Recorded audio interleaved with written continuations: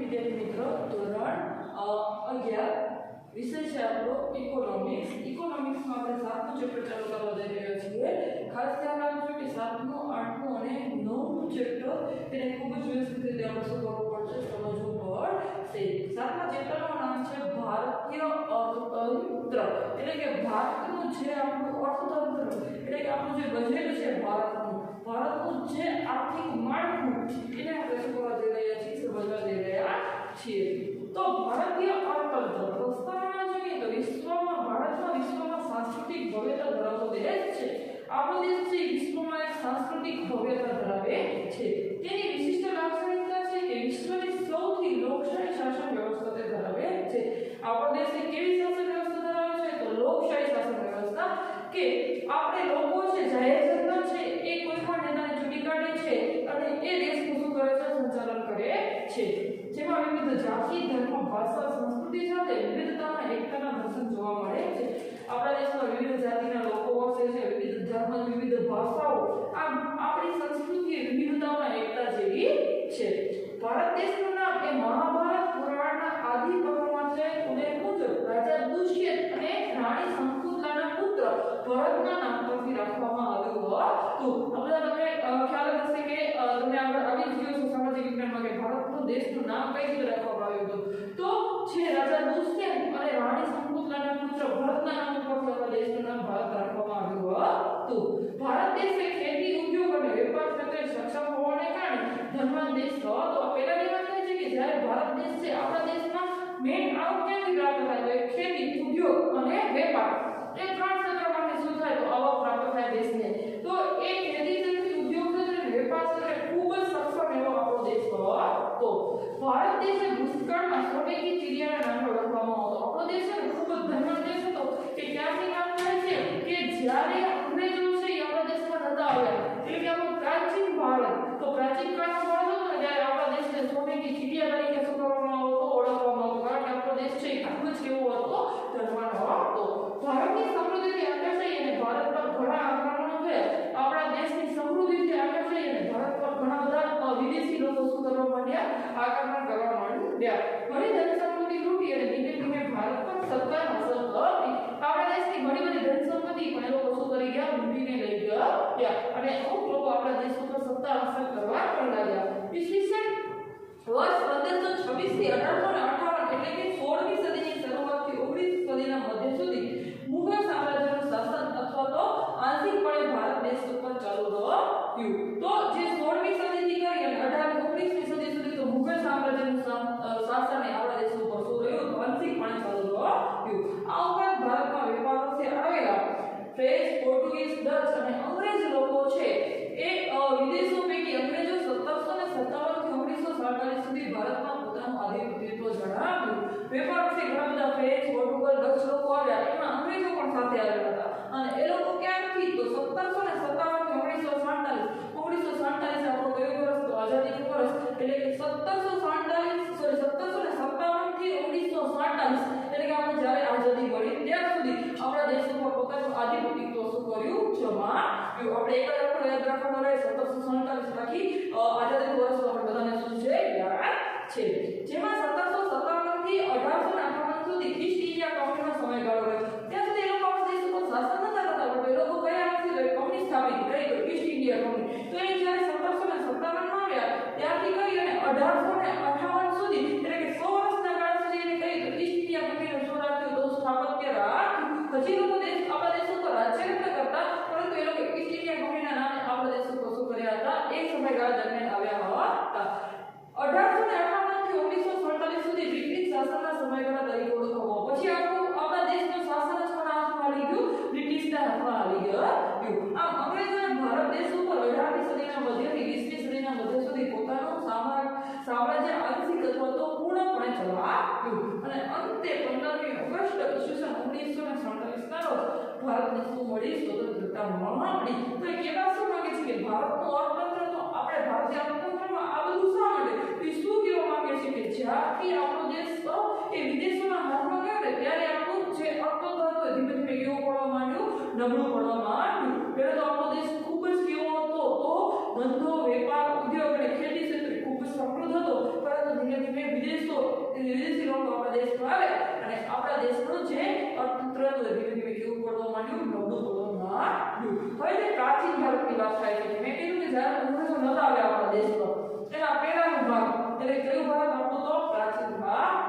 હવે પ્રાચીન ભારત એટલે શું કહેવામાં આવે છે? હિન્દુસ્તાન તરીકે ઓળખવામાં આવે છે. હિન્દુસ્તાન વિશ્વની બે મહાન પ્રાચીન સંસ્કૃતિ સિંધુ ખીણની સંસ્કૃતિ અને આર્ય સંસ્કૃતિનો સમન્વય હતો.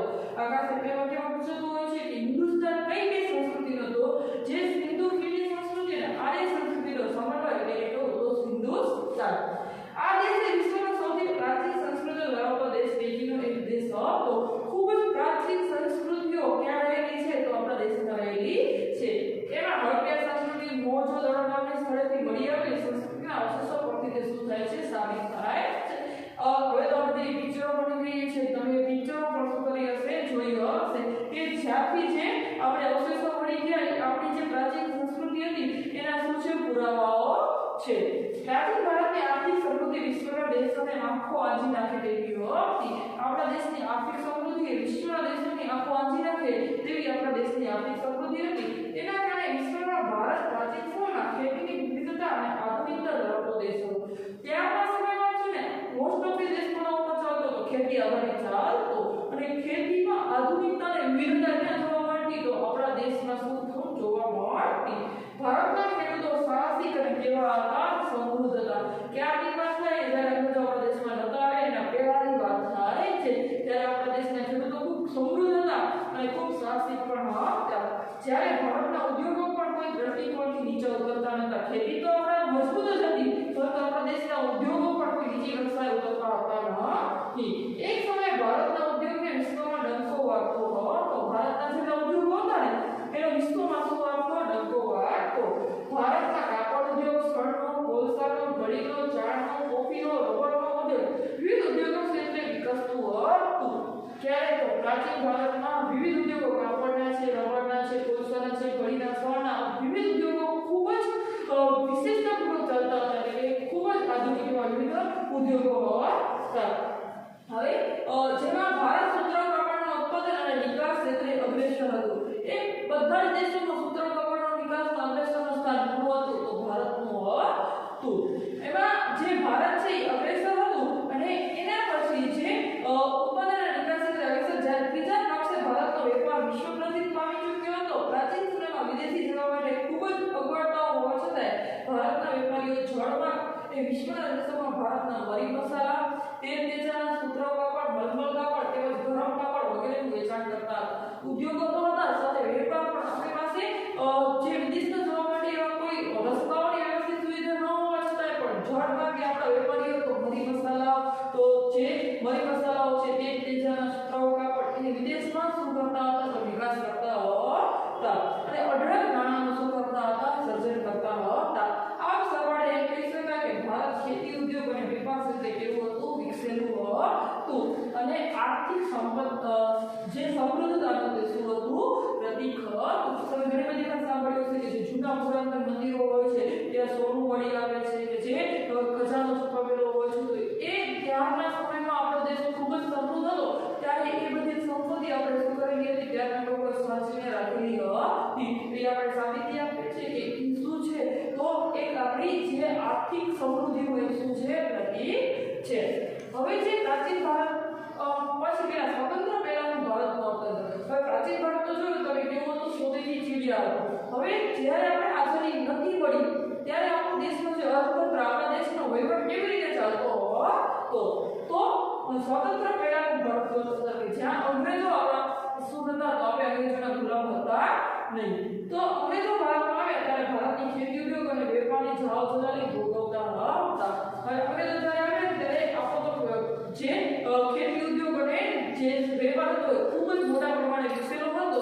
એની જાળ જલાલી પણ ભોગવવા માંડ્યા અંગ્રેજો. એની જાળ જલાલી ભોગવવા માંડ્યા. ભારતનું નામ વિશ્વમાં વિખ્યાત હતું. ભારતના સૂત્ર કાપડ, મલમલ કાપડ, તાંબા પિત્તળના વાસણો, ગરમ કપડા, મરી મસાલા, તેલ, લોખંડના ઓજારો વગેરે વિશ્વમાં બચાવવામાં માંગ હતી. તેથી ભારતના ગ્રામ્ય વિસ્તારો સુખી અને કેવા હતા?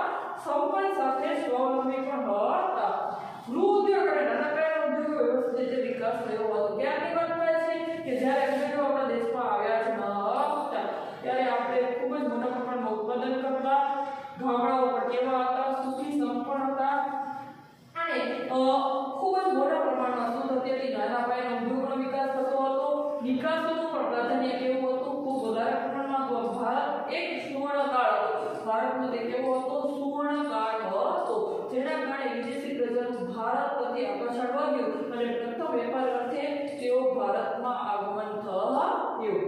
ભારતમાં આવેલી વિદેશી પ્રજાઓમાં ફ્રેન્ચ, ડચ, પોર્ટુગલ અને અંગ્રેજો વગેરે હતા. શરૂઆતમાં તેઓ ફક્ત વેપાર અર્થે જ આવ્યા હતા, પરંતુ સમય જતાં વિદેશી પ્રજાઓ વચ્ચે ઘર્ષણ વધ્યું. જેના કારણે પોતાનું ધાકનું પ્રદર્શન કરવા સેનાનો પણ તેને શું કર્યો, ઉપયોગ કર્યો. શરૂઆતમાં તેઓ ખાલી શું કરતો, વેપાર કરવા માટે આવ્યા હતા. પછી ધીમે ધીમે એ બધા જ વેપારીઓ વિદેશી લોકો પોતપોતામાં ઘર્ષણ વધ્યું એટલે કે લોકો કોનું તો સેનાનું આગમન પણ ભારતમાં કરી દીધું.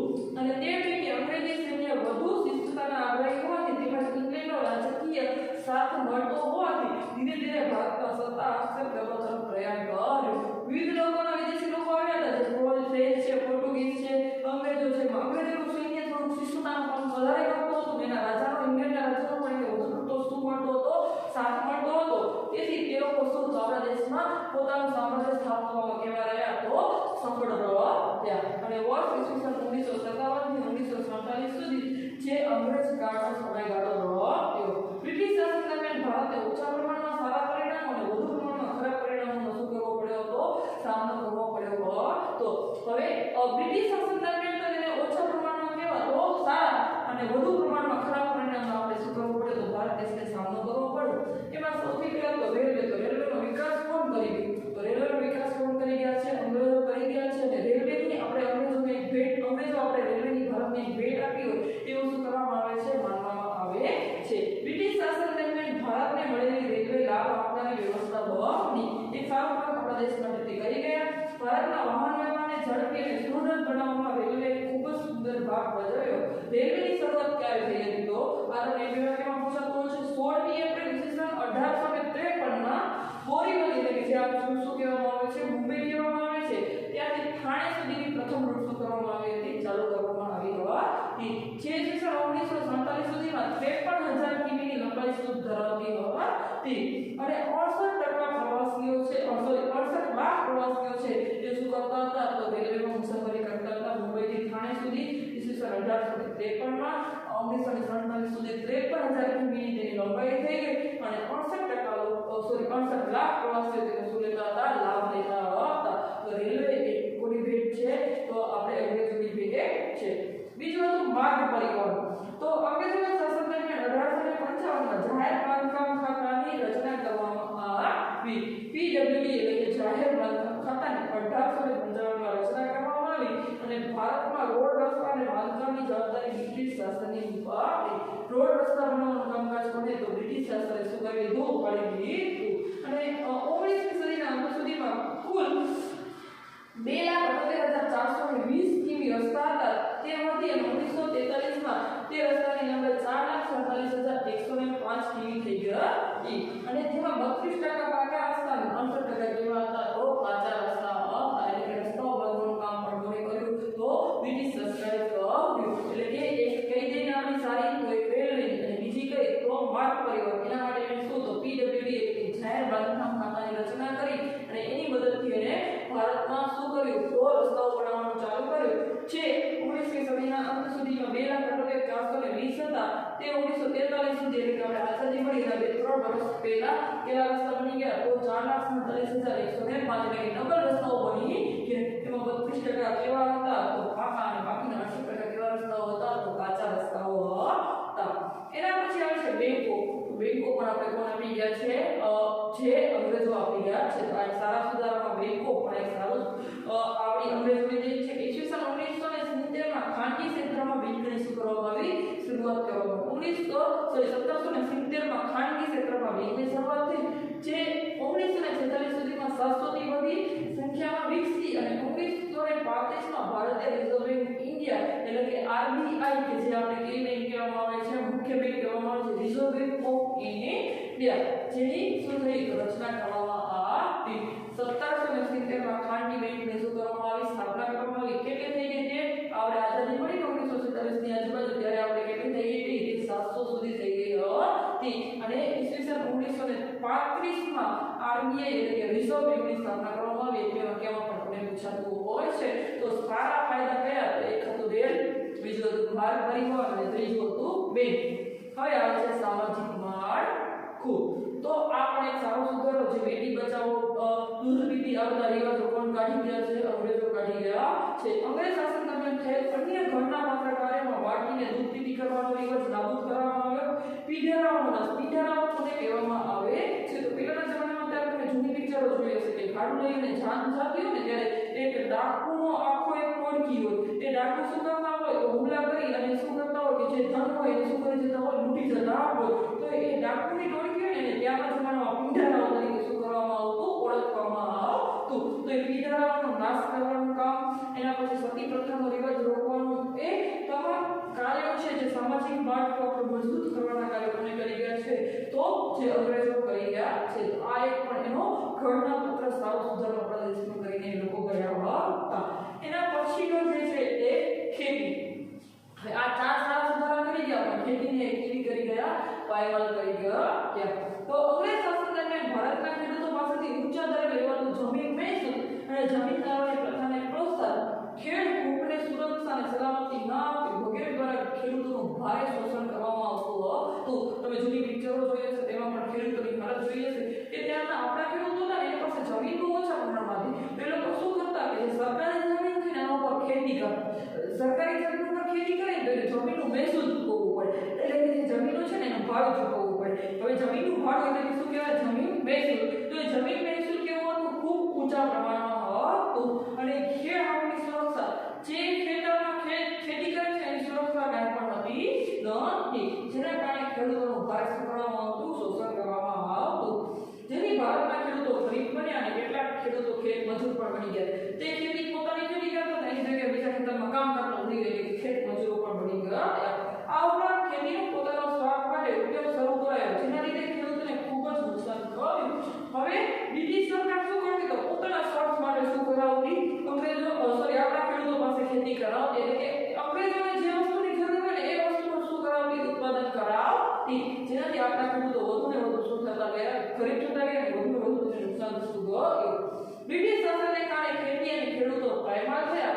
આ ઉપરાંત બ્રિટિશની ઔદ્યોગિક ક્રાંતિ બાદ કાપડ ઉદ્યોગની ઘડીની જરૂરિયાત વધારે થયો. તેથી બ્રિટિશ સરકારે ઘડી ઉત્પાદન વિકાસ કરે તેના પ્રયત્નો કર્યા, પરંતુ ઘડી ઉત્પાદન કરનારા ખેડૂતોને વાવેતર માટે ધિરાણ અપાતું ન હતું અને જો પાક નિષ્ફળ જાય તો ધિરાણ ભરપાઈ ન કરી શકનારા ખેડૂતો દેવાદાર બની ગયા અને ખેડૂતોની હાલત કેવી થઈ? પાયમાલ થઈ. હવે ત્યારના જમાનામાં છે ને કાપડ ઉદ્યોગનું બ્રિટિશમાં ખૂબ જ પ્રમાણ વધ્યું. તેથી કાપડ ઉદ્યોગ માટે જે ઘડી અને કપાસનું વાવેતર આપણા દેશના જે ખેડૂતો કરતા હતા એના ઉપર દબાણ મૂકવામાં આવ્યું કે તમે કપાસ અને શું કરો તો ઘડીનું વાવેતર કરો. અને જેનાથી શું ન થતું તો એ વાવેતર કરવા માટે ધિરાણ પણ આપવામાં ન આવતું અને જો પાક નિષ્ફળ થાય તો એ શું તે લોકો શું થઈ ગયા? તો તેના દેવા નીચે શું થઈ ગયા? દબાઈ ગયા અને તે લોકો શું થઈ ગયા? તો પાયમાલ થયા. આમ ખેતીની હાલત કેવી થઈ ગઈ? બેહાલ થઈ ગઈ. મહેસૂલનો દર. તો ઈસ્ટ ઇન્ડિયા કંપનીએ વિવિધ રાજાઓ પાસેથી મહેસૂલ ઉઘરાવવાની સત્તા મેળવી અને ભારતના જમીન માલિકો પાસે ઊંચા દરે મહેસૂલ ઉઘરાવવાનો પરવાનો મેળવ્યો. પેલા મહેસૂલનો દર કોણ? તો મહેસૂલનો દર કોણ નક્કી કરશે? વિવિધ રાજાઓ. જે આપણું રાજ્ય હોય ત્યાંના રાજાઓ શું કરે? મહેસૂલનો દર નક્કી કરે. પરંતુ બ્રિટિશ રાજ્ય શું કરી નાખ્યું? તો જે મહેસૂલનો દર છે એ વિવિધ રાજાઓ પાસેથી એની પરવાનગી લઈ લીધી કે મહેસૂલનો દર કોણ નક્કી કરશે? તો બ્રિટિશ રાજ્ય નક્કી કરશે. અને પરવાનગી મેળવતા જમીનદાર પાસે હતો તે બ્રિટિશ રાજ્ય ખેડૂતોને ખેતીની આવકનો અડધો ભાગ જેટલો ઊંચા દરે મહેસૂલ ઉઘરાવવાની નીતિ પાડવામાં આવી. એવું બન્યું કે એ લોકો એનો હક લઈ લીધો ને પછી જે ખેતરમાં ખેતી થાય એનો અડધો ભાગ મહેસૂલના દર તરીકે કોને? તો બ્રિટિશ સરકારને શું કરી દેવો? ચૂકવી દેવો. આ ઉપરાંત મહેસૂલ ઉઘરાવવામાં પણ બ્રિટિશ સરકાર ઝૂંટવી હતી. તે ખેડૂતોને દંડ કરતી, મિલકત જપ્ત કરતી અથવા તો ખેડાણીઓથી આપેલી જમીન પાછી લઈ લીધી અને આ મનસ્વી નિર્ણયથી ભારતની ખેતીની પાકમાં નુકસાન થયું. હવે મહેસૂલ ઉઘરાવી અડધો ભાગ તો લઈ લેતા, પરંતુ એ શું કરતી? તો જો મહેસૂલ ન દે તો દંડ કરે, તેની મિલકત હોય જપ્ત કરી લે. જે મિલકતમાં તેને ખેતી કરવા દીધી હોય એ જે જમીન છે એ પણ શું કરી લેતી? જપ્ત કરી લેતી. આમ ખેતીની સ્થિતિ ખૂબ જ એવી ગઈ બગડી ગઈ. એના પછી આવે છે વિવિધ ભરણાઓનો બોજ. તો ભારતે બ્રિટિશ હુકુમત વહીવટનો ચાર્જ પણ ચૂકવવો પડતો. હવે એ લોકોની હિન્દી સમજો કે શું? એક તો એ લોકો આપણા દેશમાં આવે છે, એ આપણા દેશમાં શું કરે છે? શાસન કરે છે. હવે એ લોકો શું કે અમે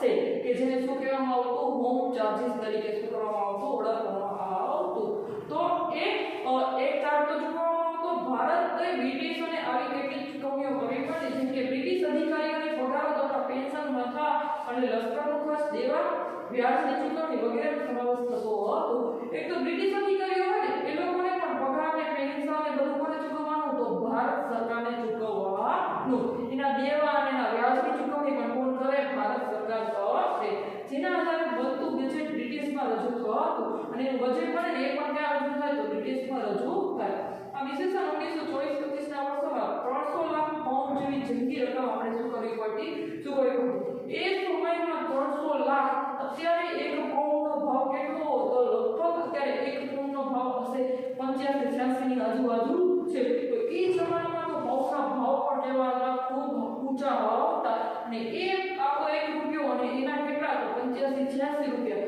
તો એવા આપણે 300 લાખ પાઉન્ડ આપણા ગુજરાતી ભારતીય ચલણમાં શું કરવા પડતા ચૂકવવા પડતા હતા જે દિવસે 1945 માં 1350 લાખ પાઉન્ડ થવા પામ્યો હતી એટલે આપણે કેટલી રકમ પડે ચૂકવી દેતા તો અંગ્રેજ સરકારે શું કરી દેતા ચૂકવી દેતા હવે વિશિષ્ટ ચૂકવણીના આધારે ભારત ખરીદ અને ભારતના ભોગે બ્રિટિશ કેવું કર્યું ધનવાન બન્યું 15મી ઓગસ્ટ 1947 દરરોજ અંગ્રેજો જ્યારે ભારત છોડીને ગયા ત્યારે ભારતમાં ખેતી ઉદ્યોગ અને વેપાર વગેરેની ભારે કંગાળ સ્થિતિ થઈ ગઈ હતી ત્રણે નાશ પામ્યા હતા ખેતી ઉદ્યોગ અને જે વેપાર એ ત્રણે શું થયા હતા કંગાળ પરિસ્થિતિમાં હતા લગભગ 150 વર્ષના ગાળામાં દેશની માથુરી આવક ઘટવા પામી અને ભારતનો અર્થતંત્ર જે ઇંગ્લેન્ડ કરતા સમૃદ્ધ હતું તે બ્રિટિશ શાસનના શોષણને કારણે ઇંગ્લેન્ડની સરખામણીમાં ખૂબ જ કેવું ગયું નબળું પડી ગયું ઇંગ્લેન્ડ કરતા કેવું હતું ખૂબ આપણું મોટું શાસન હતું આપણું તંત્ર ખૂબ જ મજબૂત હતું એ ઇંગ્લેન્ડ આક્રમણમાં કેવું થયું ખૂબ નબળું બની ગયું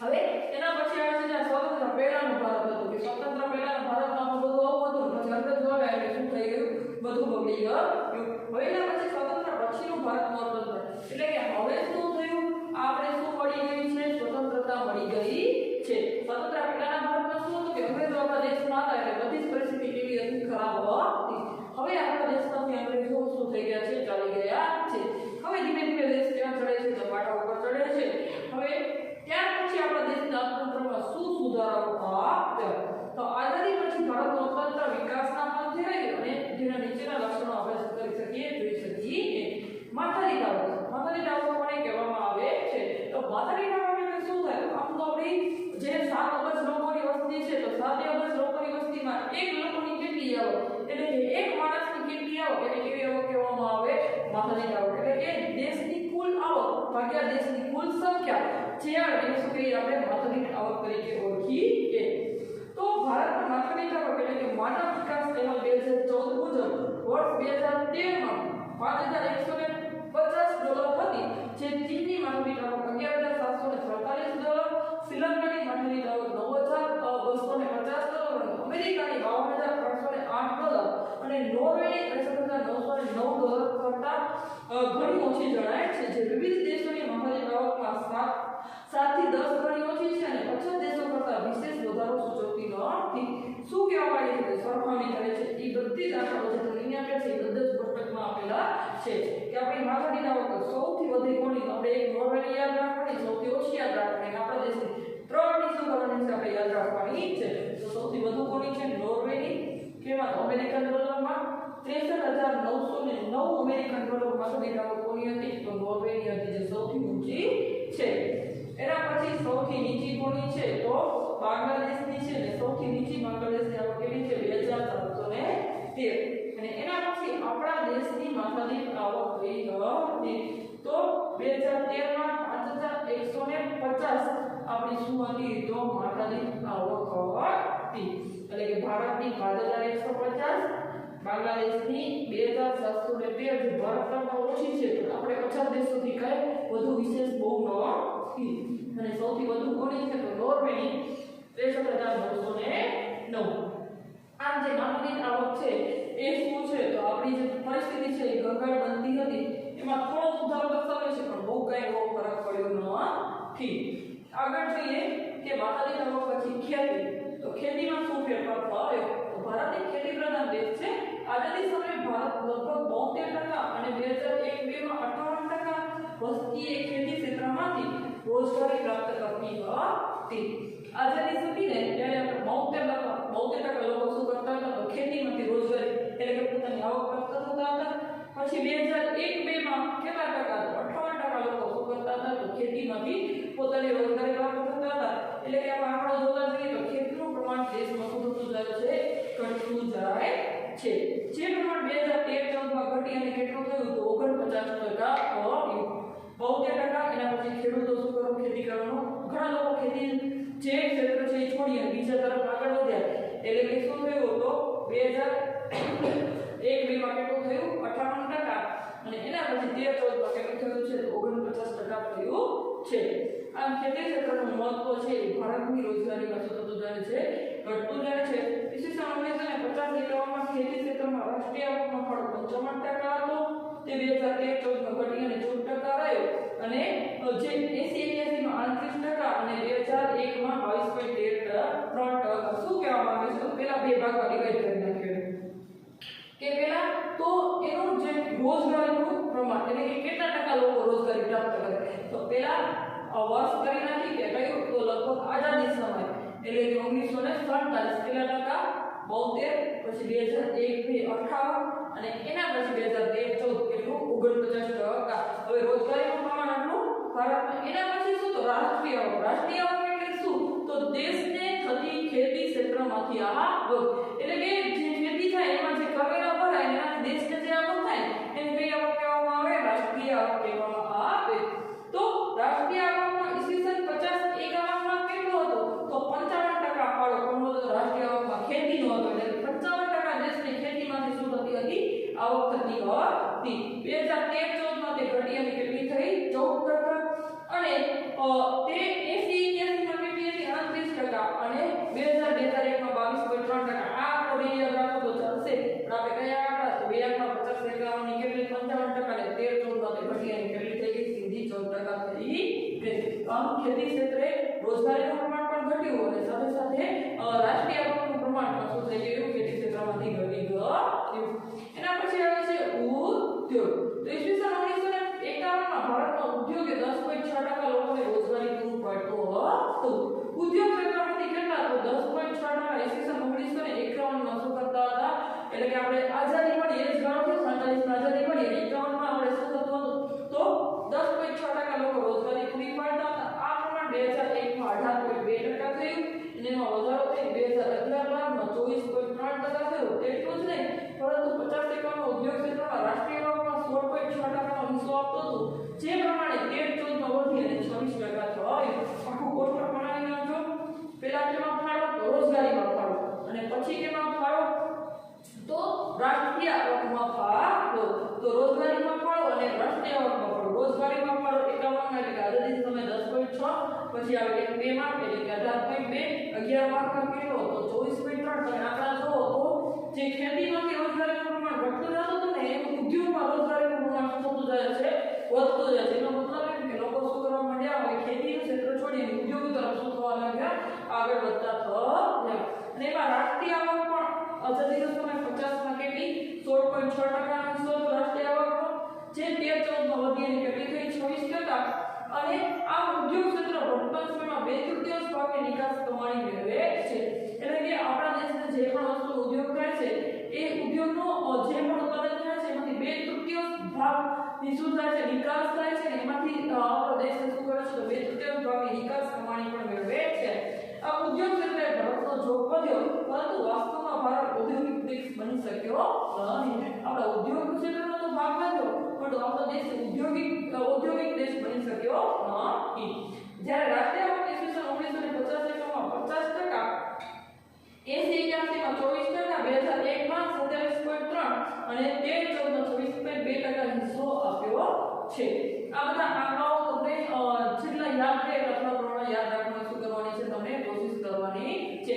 એક કોષ્ટક બનાવી દો કે કેમાં ફાળો તો રોજગારીમાં ફાળો અને પછી કેમાં ફાળો તો રાષ્ટ્રીય આવકમાં ફાળો. પેલું વર્ષ કયું યાદ રાખવાનું તો આપણે આઝાદી મળ્યું. પછી બીજું કયું તો 1-2 નું પછી 13-14 નું અને છેલ્લું એ આપણે શું કરીએ છીએ આપણે 13-14 સુધીના આંકડા આપેલા છે કારણ કે 16 માં આપણી શું ચોપડી બદલાની એના પછીના આંકડાઓ આપણી પાસે છે નથી. એના પછી છે સેવા ક્ષેત્ર. ઈસવીસન 1951 માં ભારતના સેવા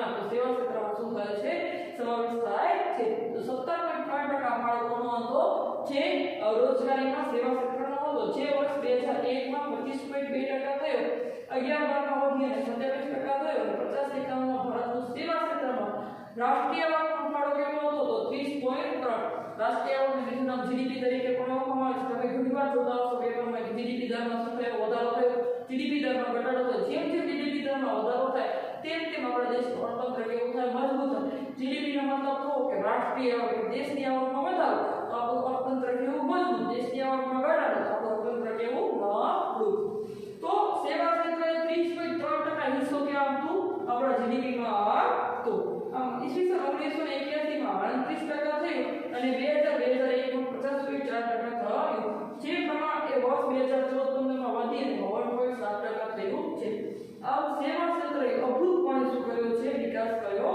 છે તો ખેતી ક્ષેત્રનું પ્રમાણ શું થયું ઘટ્યું ઉદ્યોગ ક્ષેત્રનું પ્રમાણ વધ્યું પરંતુ ધીમે ધીમે દરે વધે પરંતુ સૌથી વધારે પ્રમાણમાં કોનો તો સેવા ક્ષેત્રનો ફાળો રાષ્ટ્રીય આવકમાં છે એપીઆઈમાં તમને પૂછાતું હોય છે કે સ્વતંત્રતા પછી સૌથી વધુ રાષ્ટ્રીય આવકમાં ફાળો કોનો છે તો કયા ક્ષેત્રનો છે સેવા ક્ષેત્રનો છે એના પછી છે વસ્તી તો ઈસવીસન 1901 માં ભારતની વસ્તી 23.84 કરોડ હતી જેમાં વધારો થયો વર્ષ 2051 માં 26.1 કરોડ થઈ કે ખૂબ જ ઝડપી વધારો થઈ અને 2001 માં ભારતની વસ્તી છે 102.7 કરોડ થઈ હતી અને છેલ્લી વસ્તી ગણતરી 2011 ની વસ્તી ગણતરી પ્રમાણે ભારતની વસ્તી 121.2 કરોડ થઈ જે દર્શાવે છે કે ભારતમાં આઝાદી પછી વસ્તીનો વધારો ખૂબ જ ઝડપથી થયો છે અંદાજે 1.5% ના દરે વસ્તી વૃદ્ધિ થવા પામી છે આ ખાસ યાદ રાખજો કેટલા ટકા 1.5% ના દરે વસ્તી વૃદ્ધિ થવા પામી છે હવે 2021 છે ફરીવાર વસ્તી ગણતરીનું કાર્ય શું થાય છે